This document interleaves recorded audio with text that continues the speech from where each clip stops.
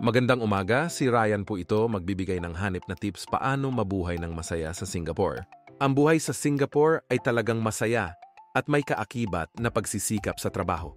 Sa una nating tip, para lalong sumaya ang buhay sa Singapore, bigyan mo ng panahon ang sarili mo para mamasyal.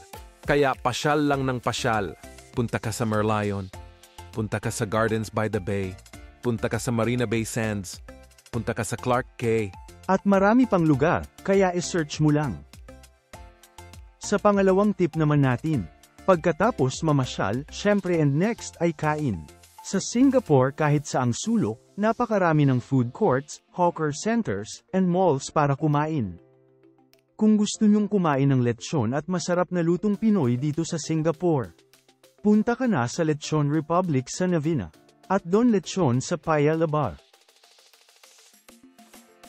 Sa mga hawker centers naman o food courts, sa Sim Lim Hawker Center, mga food court sa Funan, Bugis Junction at Kallang Wave Mall.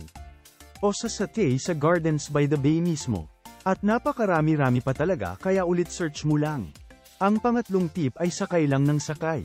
Ang Singapore ay may pinaka-moderno transportasyon na ang pagsakay sa bus at train, vice versa, ay sobra maayos at konektado halos sa lahat na lugar ng Singapore. Kaya sa araw-araw lakad sakay na sa MRT at sa bus. Masaya ang biyahe talaga. Salamat sa inyong pagpanood sa video kong ito.